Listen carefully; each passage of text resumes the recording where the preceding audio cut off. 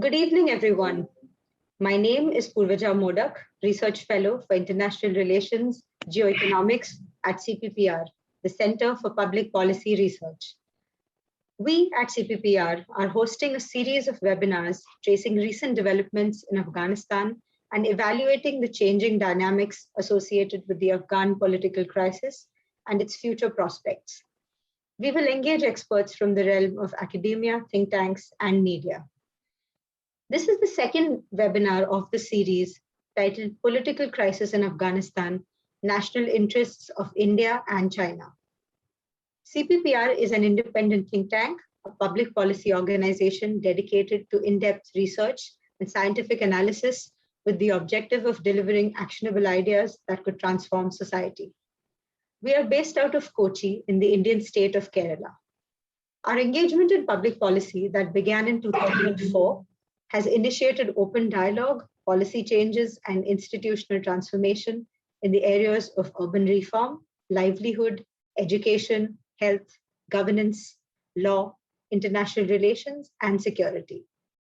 We also have a training and development arm called CPPR Academy. You can find all the content related to this webinar on our website, www.cppr.in, and on our social media accounts. If you would like to tweet about our webinar, please use hashtag CPPR webinar and tag the Twitter handle @CPPR India. You can also tag our speakers on it. We are live on our official YouTube channel. Do visit www.youtube.com/CPPR India.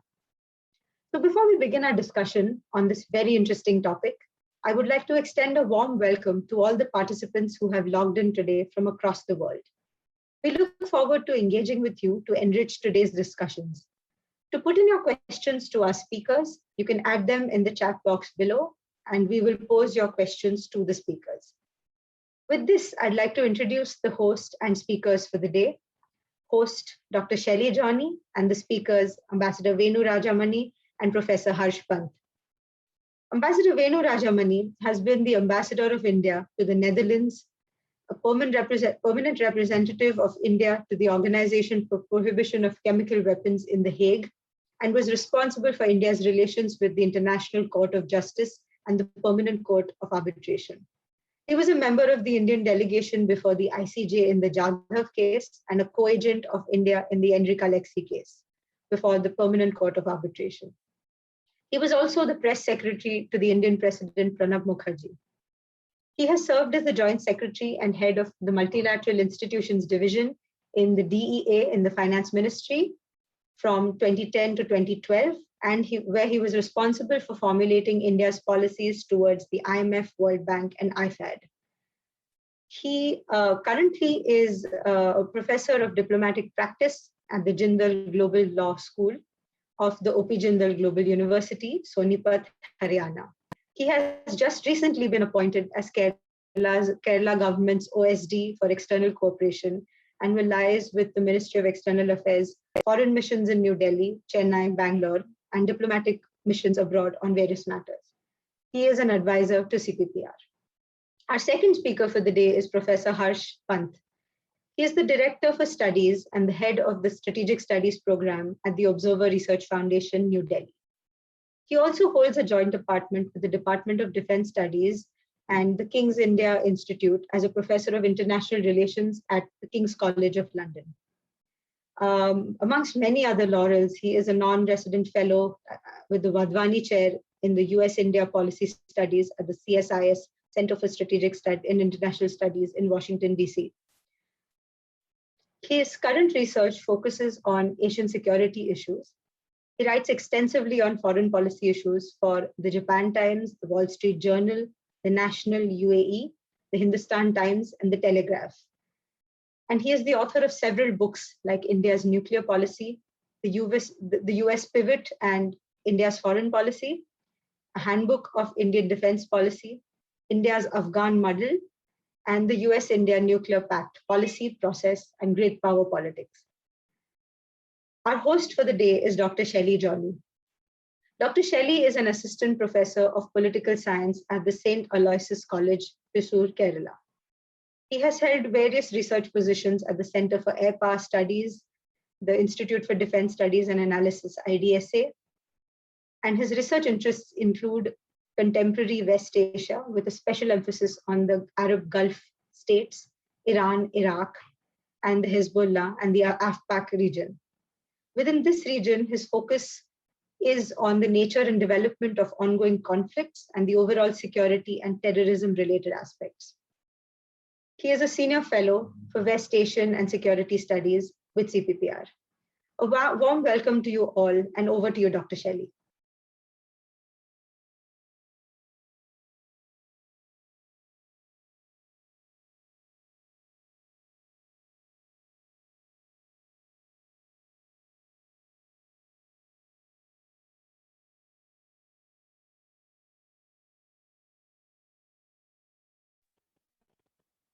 Hello, am I audible?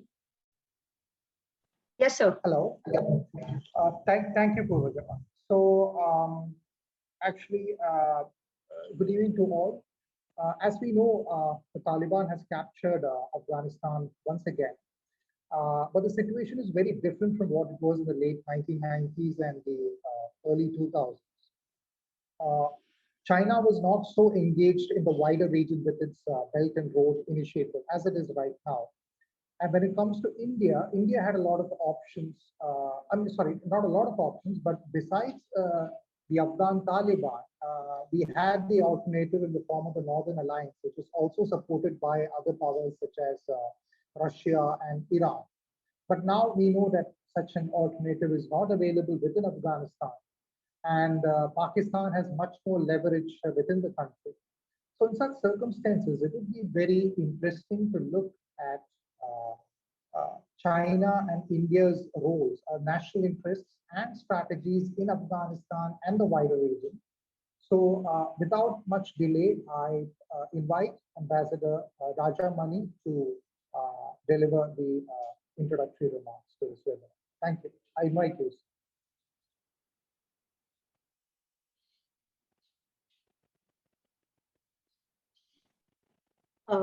Rajamani, sir, you're on mute. Thank you, Dr. Shelley joining. Hello, Professor Harsh Pant. Thank you, Purvaja, for that introduction. It's a great pleasure to join colleagues from the CPPR for this discussion series on Afghanistan. My introductory remarks are fairly simple. What has transpired in Afghanistan recently is a huge setback for India. The biggest losers, much more than India, are the people of Afghanistan, especially the women and the girls of Afghanistan. While a lot of uncertainty still remains within Afghanistan as to its future, the Taliban regime seems to be slowly consolidating. There is little will in the international community to resist it militarily. There is very little resistance. There was some resistance in Panjshir Valley, which seems to have petered out, if not, but may not have completely died out. In general, the biggest fear of the European countries is of a refugee outflow, which also threatens them. The US is happy that it has pulled out most of its people out of Afghanistan and is determined not to lose any more lives in that country. Even as we speak, the Shanghai Cooperation Organization is meeting and a number of discussions are happening there. I think all the countries in the neighborhood are worried about the implications of these recent developments, whether there will be refugee flows, whether Afghanistan will return to becoming a haven for terrorism and terrorist groups from all over the world. India in particular has great concerns in this regard. And for Pakistan, this obviously is a major political victory. To what extent it was militarily involved, there have been a lot of allegations. The full details have to come out, but it is reasonable to presume that Pakistan military has also played a big role. So has the ISI, whose chief was in Kabul recently. As far as China is concerned, I believe that the Chinese will see this as a extraordinary opportunity for themselves.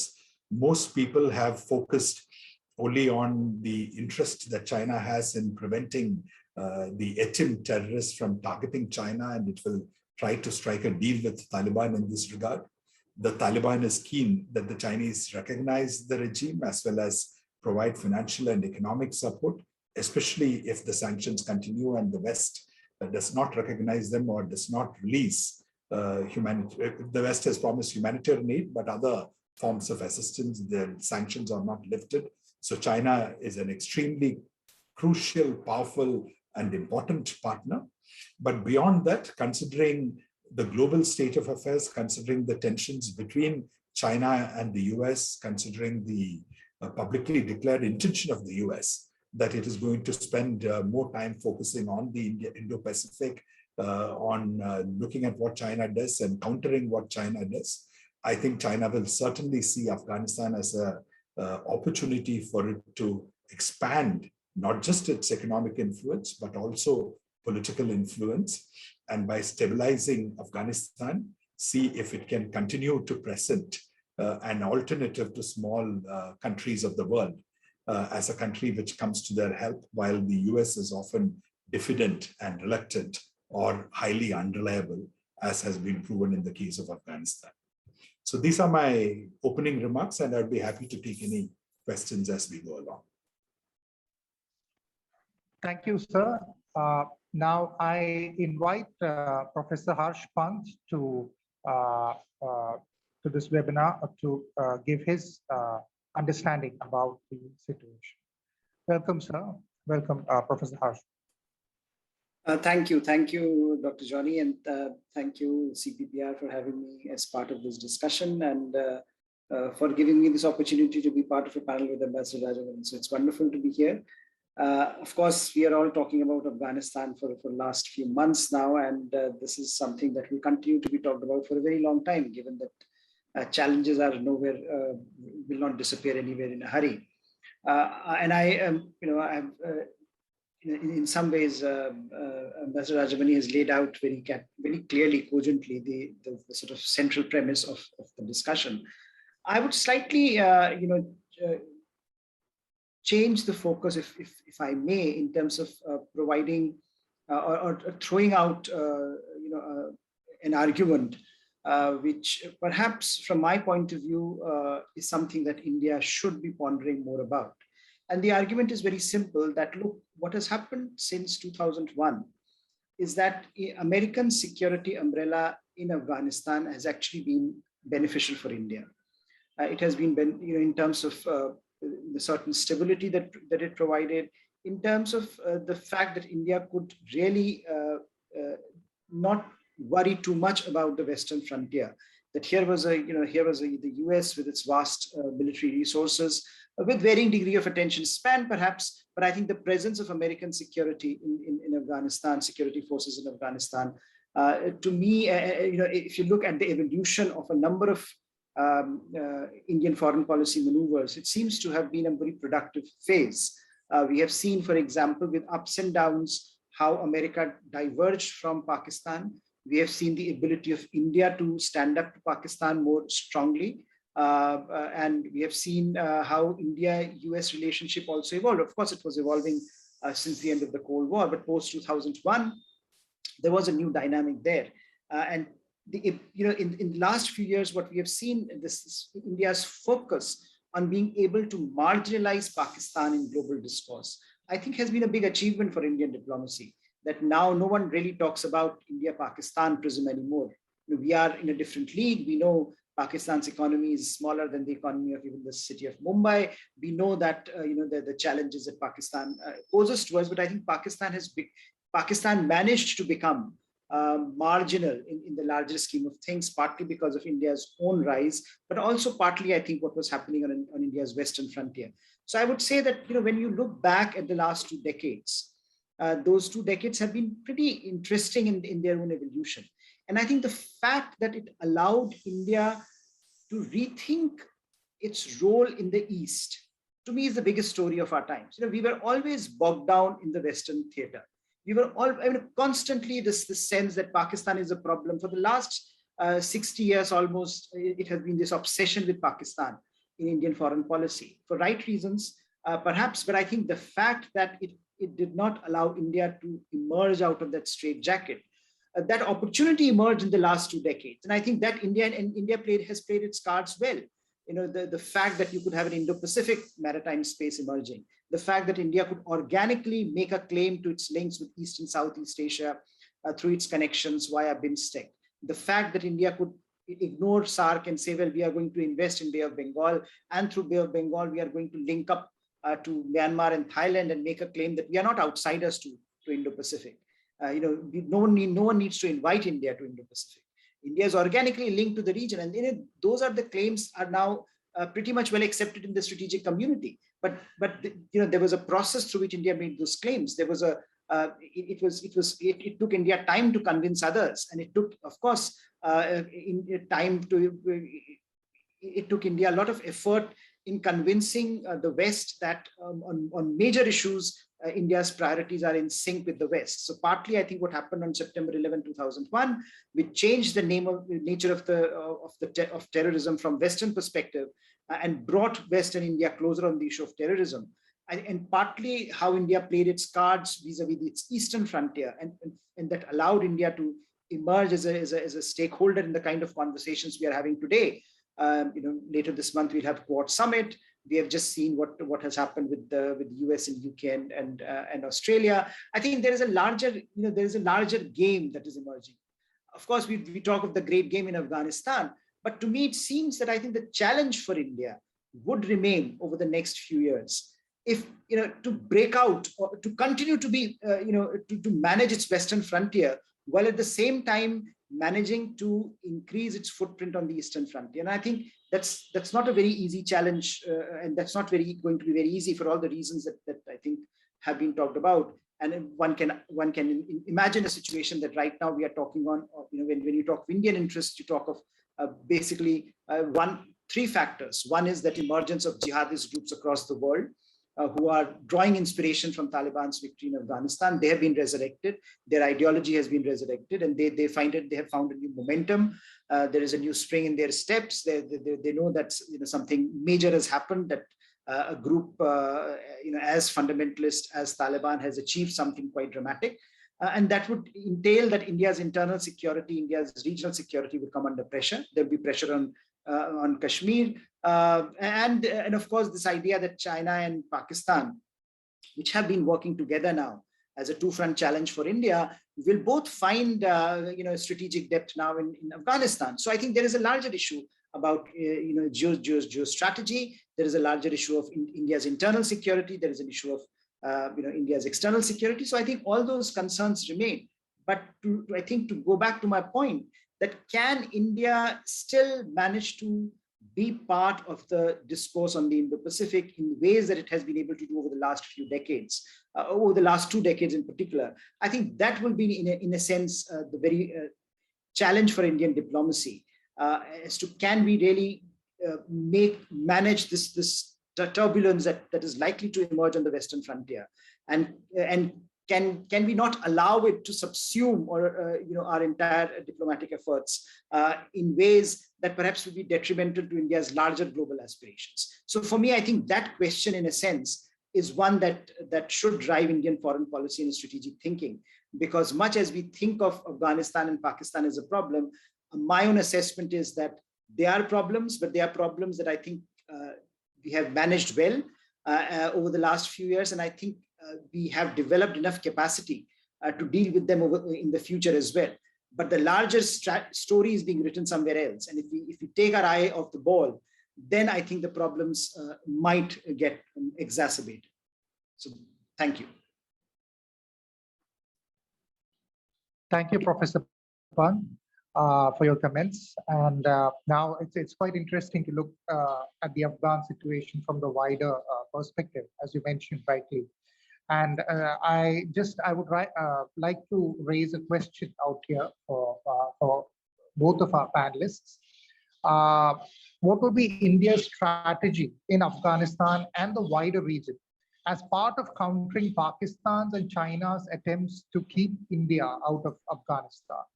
So maybe Ambassador Rajamani can go first, and followed by Sure. Representative.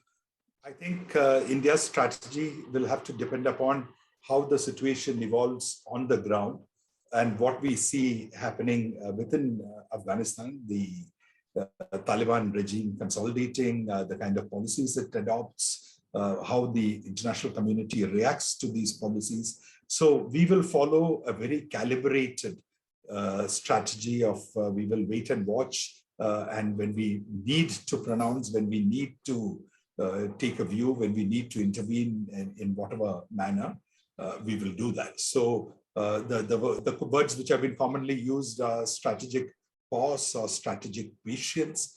I think these words will continue, and also wait and watch.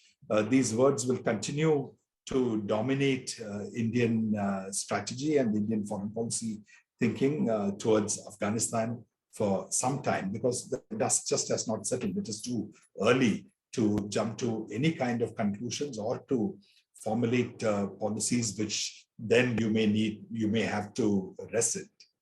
But starting from here, and to go on to what Harsh said just now, I would think that while undoubtedly the success we have had to the east, the Indo-Pacific in particular, are extremely important and have brought India great dividends over the last decade and two. And while certainly the American presence in Afghanistan was a big help for us, in a way we were very proud and we exulted in what we had been able to achieve in 20 years in Afghanistan. We thought we had very effectively counterflanked Pakistan. And though Pakistan was still very much of a headache and a nuisance to us, we thought we had a strong option in Afghanistan to the west of Pakistan, which would keep it at bay to some extent at least. But how all those reasons for happiness have unfortunately gone away with these developments in Afghanistan. And while it is easy to say that we must preserve the gains to the east and we must keep our focus on it, I think hard power realities dictate otherwise. Afghanistan, first and foremost, is going to consume a lot of our time and energy.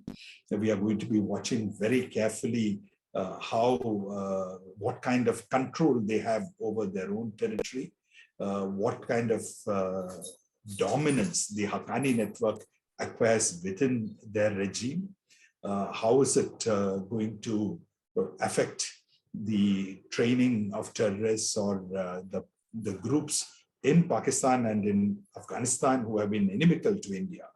What kind of association do they have with the Taliban regime, with the Haqqani network? What freedom of operation do they get? And how porous does the Durand line become? How much more porous does the India-Pakistan border become? Even though winter is approaching, so and normally movement slows down in winter, but by the time spring and summer of next year arrives, how much new ground would have forces inimical to India gained is something which India will worry and very seriously watch. Harsh mentioned about the rejuvenation and the new enthusiasm that jihadi forces worldwide will find. This will also have an impact within India. We need to watch our domestic security situation very carefully. We need to ensure that we don't have opposing extremisms of two kinds. Hindu extremism leading to an extreme Islamic extremism, or an Islamic extremism leading to a Hindu extremism, and that creating social turmoil within our society and enabling a fertile ground for growth of more terrorism or for more recruitments into Afghanistan or into Pakistan in our neighborhood. We still have to wait and watch how much emboldened Pakistan will become with their victory in Afghanistan. And once Afghanistan stabilizes, if the Taliban regime stabilizes, countries start recognizing it, aid starts flowing, they establish full control over their territory, what would be the next step that Pakistan would logically take? What would they do internationally in diplomatic forums? What would they do militarily on the borders? Once again, what policy or what approach will they take vis-a-vis the proxy war situation? Our tensions with China are still unresolved. There is an extraordinary concentration of armed forces of both sides on the border. Just today, the Indian and Chinese foreign ministers met. The Indian foreign minister said the focus should remain on the border, while the Chinese foreign minister gave the impression that India still has to go halfway to meet Chinese demands.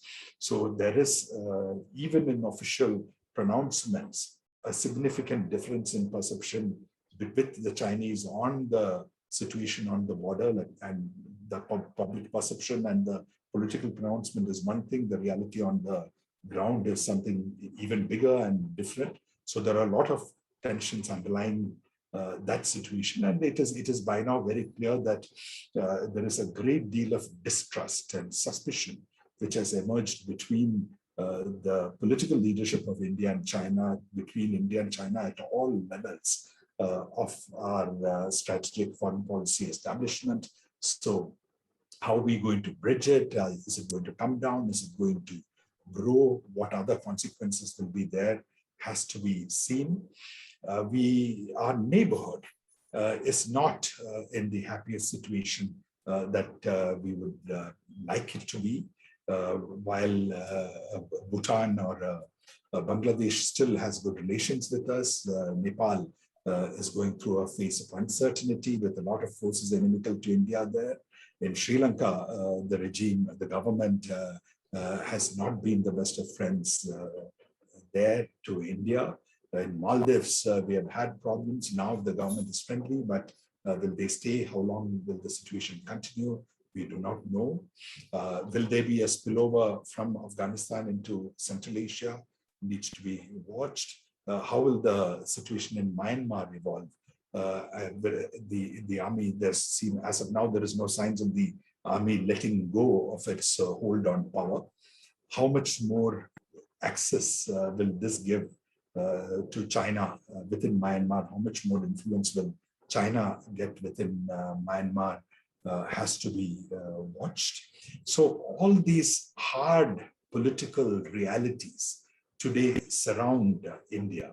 And within these hard political realities, I really do not see too much time and luxury for a look at the Far East, unless there is trouble there. And even if there is trouble there, for example, a conflict over Taiwan, a conflict over the South China Seas, tensions between between the US and China in the maritime sphere, even if all of them happen, what is the role that India can play? How much can we contribute? We can be part of the Quad, and we can create a sense of a deterrence. We can create a perception with the Chinese that we are all together, and it is best that the Chinese do not make any trouble.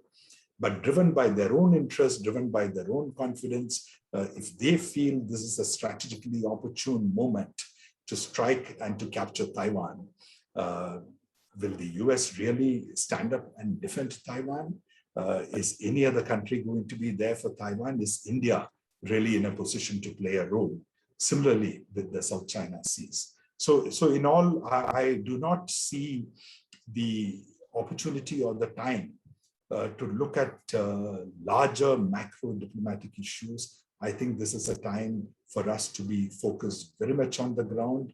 We should not be driven by so-called great power aspirations and ambitions, but instead we must be absolutely clearly focused on building India into a fortress India, as the Americans made a fortress America, in defending our borders, in securing our country, our territory, our society, particularly from terrorism, in ensuring domestic harmony and social stability. and in consolidating our economy. It is widely accepted that the Indian economy is doing fairly poorly, especially in the aftermath of COVID. We need to put a lot of energy into rejuvenating our domestic economy if we have to have the wherewithal to back our great power ambitions. So I think we are going into a phase where we have to be inward looking. Of course, the diplomatic activity is not going to cease. We will remain engaged with everything that we have been doing. But the focus, the attention, the energy, all have to be within in consolidating ourselves, in strengthening ourselves, and in preparing for eventualities like what has happened in Kabul, in other parts of our immediate neighborhood, or in Pakistan being emboldened enough to launch some misadventure, or the Pakistani-China axis creating trouble for India. Thank you, sir. Thank you. Professor Pant, should I repeat the question, Professor Pant? No, I got it. Okay. I think, in terms of, there is no denying the fact that ultimately a country or a nation will have to build its own resilience.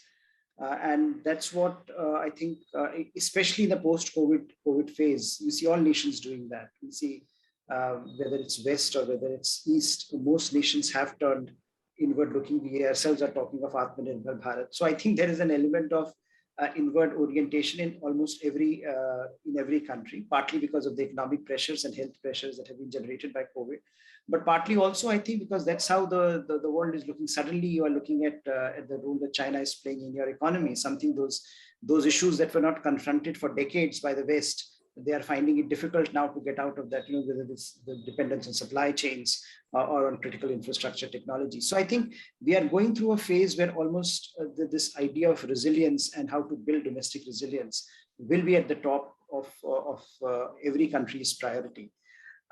In the context of Afghanistan, what I would say is that, look, I mean, since the question was largely whether what India's strategy should be, I would just say that, do we know any other country that has formulated any strategy at this point?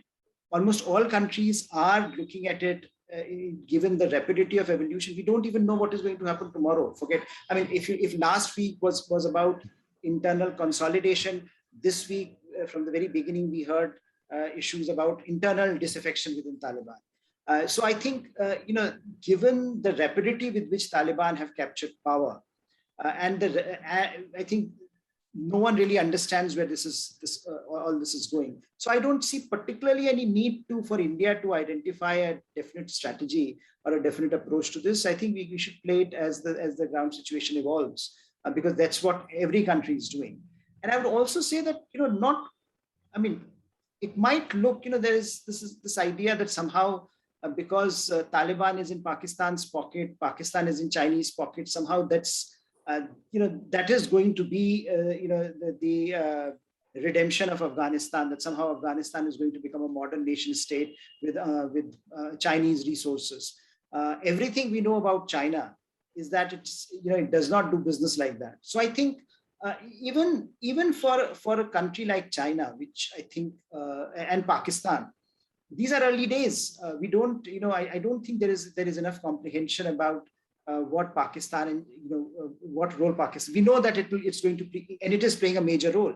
But I don't think we know that in the larger context of Afghanistan, where different stakeholders are still present, they have not been reconciled.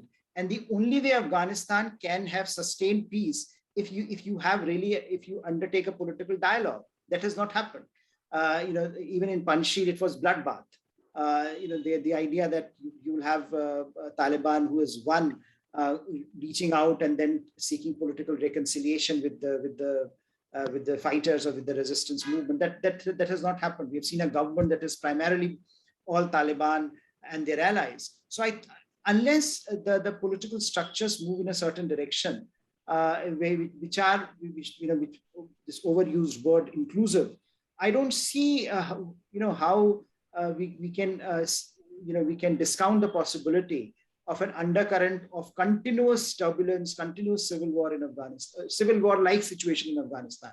It would seem Taliban are in control, but underlying that, there is much that will happen. So I don't see any particular, any immediate winner here. The game, if it is a game, it has just started. Everyone is playing their cards, and we know that everyone is anxious. Central Asians are anxious, Russians are anxious, Chinese are anxious for their own periphery and what happens there. So I would just say that in terms of strategy, I don't think India needs to worry too much about having or formulating a strategy at this stage, because most strategies, and if we were having this conversation 2 months back, we would be having a very different conversation. No one had anticipated what happened in Afghanistan. So I think a lot of it is also about the unknown unknowns in Afghanistan, and I think and therefore the strategic evolution, whether of India or whether of other countries, will take time. In my opinion, I don't see a particular imperative at this stage to be having a clear strategy. I think a lot will depend on what happens on the ground and how things play out, how different actors play their own roles. And India has the capacity to reshape or to remold its own role according to what happens on the ground. We know the region. We have invested in Afghanistan, and we know all the major players. So I don't see particularly need for any sketched out strategy at this stage. Certainly, it would depend on what happens on the ground. Thank you. Thank you, Professor Pan. I think we'll be having time for only one more question before we take questions from the floor. So a question is, considering that there are different factions and diversity of opinion within the Afghan Taliban, how successful will they be in keeping up to their promise of containing the East Turkestan Islamic movement in accordance with China's wishes? There's a question to both of you. So, Ambassador Rajamani, you can go first. Well, I would say that first of all, there is still very little understanding of the Taliban, of the factions within it, and what is the interplay between them. We just saw yesterday Mullah Baradar come out on television and say that all these media reports that he was killed, he was injured in clashes with the Taliban, with the Haqqani network, are all false. So our understanding of the internal workings of Taliban and the dynamics of various factions within it is still very limited. But having said that, I think in the relationship with China, there would be a broad unity unless there is an extreme faction. It makes sense, it makes logic for all factions of the Taliban to see China as a potential ally in the long run in facilitating and enabling them stabilize their control over Pakistan. So to that extent, a particular faction or the Taliban regime supporting attempt against China is not a reality one sees. But yes, even if the central leadership says crack down on ATIM, control ATIM, whether that will be carried out at the grassroots level, we do not know. How rigid is their hierarchy? How much control does the leadership have over their cadres? All that has to be still seen. So China has extracted promises. China has put forward incentives. It has laid carrots in front of Taliban, and the Taliban has shown eagerness and enthusiasm to accept the Chinese offers. They want China to be one of the first countries to recognize them. This whole dynamic is under play. We haven't heard much from ATIM in this period, so we will have to wait and watch as to how that plays out. But as long as Taliban, whoever is right now in power, remains the dominant force within Taliban, clearly they are trying to play a tango with the Chinese, and the Chinese will also play ball with them. They are trying to see what are the terms of engagement, what is the mode of engagement. We still do not know if the Chinese will actually recognize. But short of recognition, there probably already is a great deal of engagement, and that engagement will steadily grow.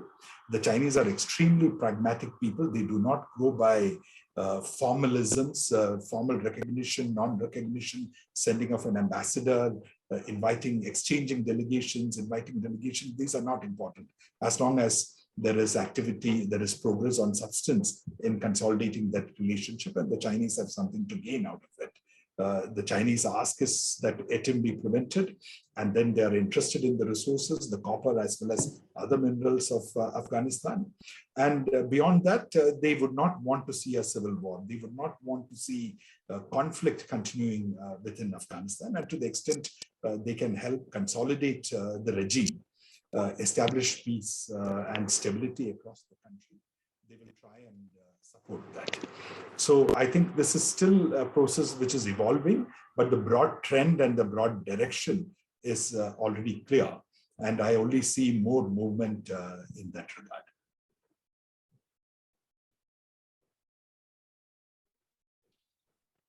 Thank you. Thank you, sir. Professor Pant, if you could give your comments. Sorry, I will just I'll just add, that in some ways, it's very difficult. While you can have an informal arrangement that, look, I will give you resources, I will give you recognition or legitimacy, and I will support you globally, so long as you don't bring your radical elements to my side. I think that can be an informal understanding, but if you know anything about radicalization, or if you know anything about extremism of this kind, I don't think it respects boundaries like this. So I think there is a reason why everyone is worried, because the idea that you have Taliban in power means, as we were discussing earlier, that a whole host of groups are rejuvenated. It's an ideological rejuvenation. It does not matter whether Taliban will say, well, formally we will not do this or that. Of course, they in the short term at least, they have an interest in getting China on board. But that doesn't mean that ideologically China will not start facing the pressure. We know the kind of pressure China is facing on CPEC in Pakistan.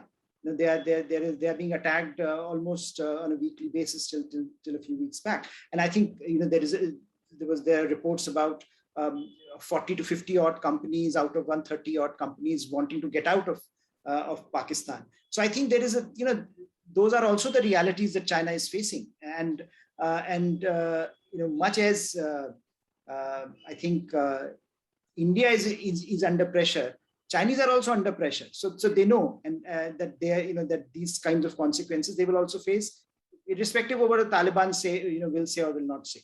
So I think that is also something one needs to take into account, that extremism of this kind does not really can be managed within boundaries or within borders.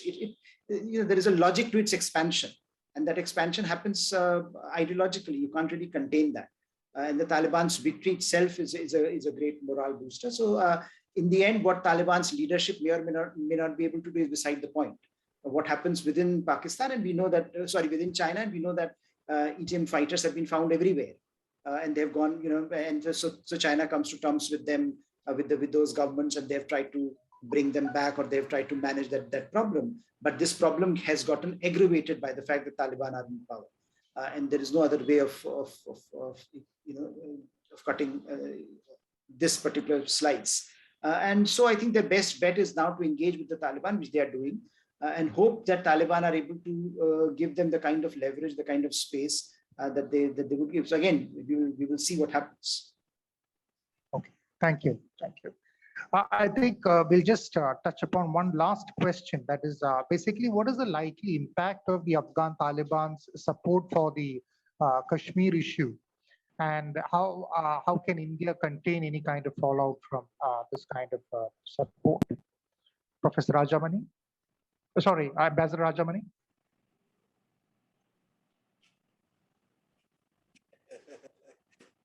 Ambassador and Professor and Ambassador, whichever way you want. Yeah. Well, I think It follows on the same lines as what we were talking. First of all, we have to wait and watch. Our security forces are confident that they have tight lid on Kashmir, and they can prevent or control anything from happening there. But that doesn't mean efforts will not be made for terrorist attacks. And so far in public pronouncements, the Taliban has only talked about political support for the separatist movements or Islamic movements in Kashmir. We really do not know what, I don't, once again, anticipate the Taliban publicly trying to support a militant extremist movement. In fact, even Pakistan protests that it doesn't, it is actually fights terrorism and it doesn't support terrorism in any manner. And these terrorist elements are all independent non-state actors which are beyond their control. Nobody believes it, and it is not true. But at least that is their public claim. So why should the Taliban take a different tack in this so-called Taliban 2.0 version? But here again, I would put emphasis on the point that I made earlier, which is it is a time for India to focus within. It is a time for India to build ourselves into a fortress India. And for that purpose, it is important that we have a dialogue with the people of Kashmir.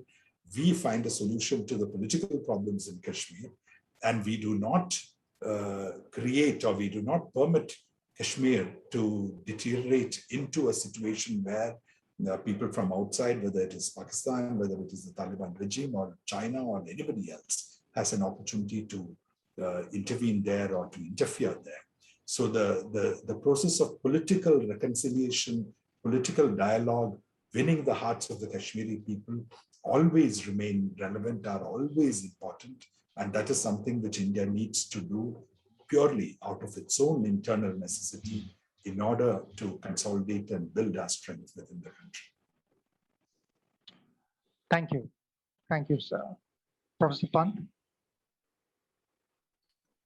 No, I have nothing more to add. I'll just say that I think more than Taliban now, more than I think external forces, it is I think it is how India develops its own ability to manage some of these problems internally, and how it develops its ability to counter it. For example, both within Kashmir as well as at the border level, what kind of measures we have taken. I think on that would depend how far they are able to do it, because I think, you know, compared to 1990s, this is also a different environment. It is also a different.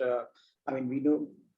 You know, the revocation of Article 370 has also given Indian state greater operational control.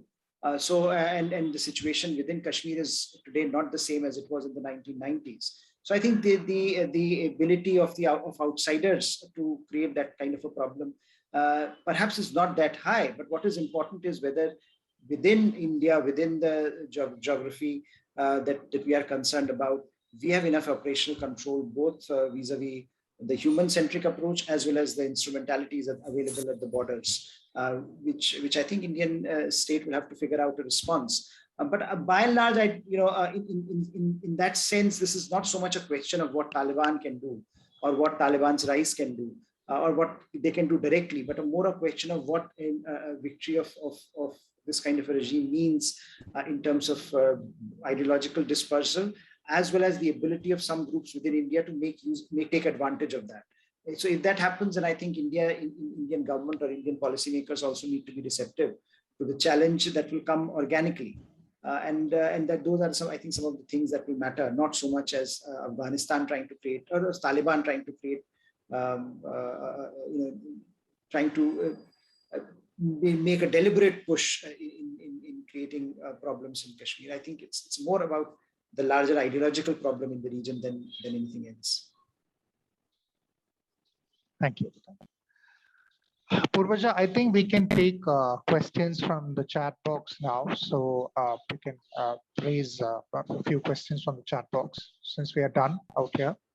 So yes, thank you, Shelly sir. Thank you, Shelly sir, and thank you to both our speakers for such interesting comments. I'll now read out some of the questions from our participants. And the first question comes to you from Mr. K.V. Thomas, who is a scholar affiliated with CPPR. So he asks you that in the wake of the withdrawal of the US from Afghanistan, how far will the new policies of the Biden administration, such as the Trilateral Security Cooperation of Australia, US, and UK, ensure India's strategic interest, especially because of differences within the Quad and other countries of the Indo-Pacific region? He hasn't specified who this is for, so maybe Sherry sir, you could pick who could answer this.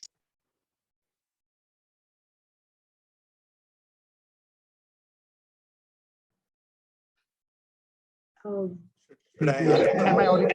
Yeah, anyone can answer. I think. Well, let me straight away say that this trilateral agreement, I don't see it as having any direct benefit for India or impact for India. In fact, that the merits of that agreement itself still being examined closely because it was a secret agreement. It has just come out. We know France is very upset and angry. But beyond that, there has also been comments that what is being transferred is outdated technology, that this is more a commercial deal rather than anything else, and that the future of military warfare, like in the air, is going to be drones and unmanned vehicles. It is no longer submarines. Though these are missile-capable submarines, and to that extent, they are important. I don't see it having any direct impact on India or India's security. But on the other hand, clearly, the Chinese are very upset over this development. They have used strong language to criticize it. They have talked about the beginnings of a new arms race within the region. They may try and respond in some manner or not, some manner or other, we do not know. In the meantime, we have North Korea crying for attention from the major powers of the world, shooting missiles into the sea. I think the Chinese have also criticized India for missile tests that we are planning, which will also have the capability of targeting a large number of cities in China. So overall tensions, we see tensions growing while we have all these headaches on the Western Front.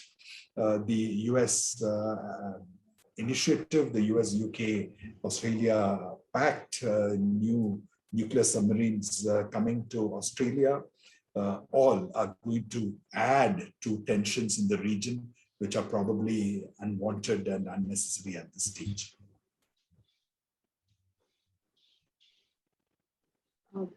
Thank you, Ambassador Rajamani.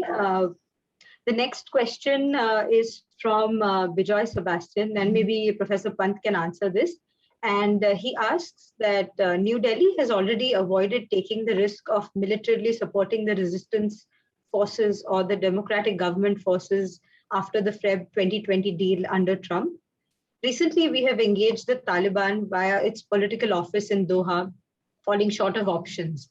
So considering India's economic interests, can New Delhi still afford to hesitate to talk directly with the Taliban and also be a key regional actor? If yes, what is the rationale for this continued policy of wait and watch? And how long can we wait, and how can we incapacitate a potential Taliban, China, Pakistan access on pragmatic lines? Professor Pant? Well, you know, I don't really know what, you know, when we talk of economic interests, but I don't really know what those economic interests are.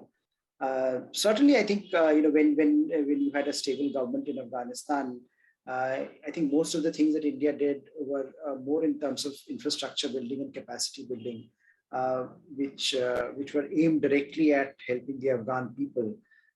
You know, so you know, what in terms of economic returns, I'm not so sure what India was looking at. I mean, apart from the fact that it generated a lot of goodwill for India.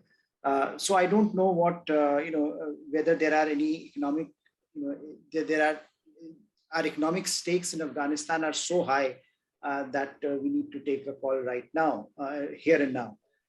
I think that by and large, what has happened is that a new regime has come into power in Afghanistan, and Afghanistan is a neighbor. Whoever will come by whichever means, India will have to engage with that regime, so that the engagement that happened is a natural sort of an extension of that. That what do you do if you have a new government, then you need, or a new regime, you need to engage with them. Although it was interesting that the press statement said that engagement happened on the behest of Taliban. So in that sense, this is something that as a practical necessity, India will have to engage with whoever is running Kabul, whether it is for evacuation of its own nationals or some of the other interests in the short to medium term that India will have. But as we have discussed, I don't see the particular hurry let's say tomorrow we come out and say, well, we are recognizing the government in Kabul. How would it matter? What would it do for India? Suddenly Taliban is not going to become pro-India. Suddenly Taliban are not going to give us advantages in Afghanistan that are going to be distinct or more substantive than the Chinese are being offered. So I think one also has to be realistic that India's historical and traditional stance on Afghanistan had always been of a certain kind. And with the military rise of Taliban and military victory of Taliban, a new dispensation is there. There are practical issues on which you will have to engage with whosoever is in power. And beyond that, I don't think there is any particular hurry to move forward in legitimizing Taliban at this stage. We can again see how things evolve. This is still too early, and I often there is a lot of there's a lot of despondency about this issue, that somehow it's all doom and gloom. Everything has collapsed and nothing is going to move, and Afghanistan is gone. And this, maybe I'm optimistic by disposition, but I don't see that need for being so gloomy about the fact that you have a Taliban regime in power. I think India is a major power in South Asia. It will deal with it on its own terms. I don't think we should be particularly paranoid about what the Taliban are up to. They will have we know what they are up to, and there is a great degree of awareness about what Taliban want. But at the end of the day, I think this is also to be recognized that India of 2021 is not the India of 1990s. So why should we always be on the defensive and say, well, everything is collapsing around us? There are many things that are happening. There are challenges always. There has never been a golden period of India's presence in the neighborhood. So I find it difficult to accept the logic that suddenly now we are facing a peculiar time. India's neighborhood has always been very turbulent.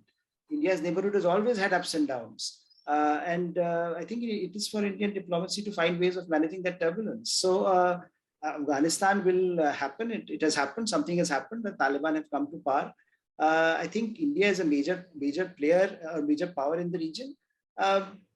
Should deal with it on its own terms. Why should we allow Taliban to set the terms of engagement for us? They have come to power. Good for them. Good for China. Good for Pakistan. Let's see how they sort it out. Well, on that note, thank you, Professor Pant, for that optimistic take on what India should do. So we're almost out of time. So before I close, Dr. Shelley, would you like to give some concluding remarks, or also thank the two speakers from your end? Yeah, I would like to first. I would like to thank both Ambassador Rajamani and Professor Harsh Pant for a very nuanced understanding, providing a very nuanced understanding of the entire situation of the Taliban's second coming to Afghanistan, and what are the interests of both China and India. So I think it's a very they have dealt with a whole host of issues, and there are two takeaways as far as I'm concerned with, by listening to both of them. One is that unlike the 1990s and the early 2000s, the present situation is very much linked to the larger context, that is India and China's context in the Himalayas, the Indo-Pacific region. So it's a much larger playground that we are looking at right now.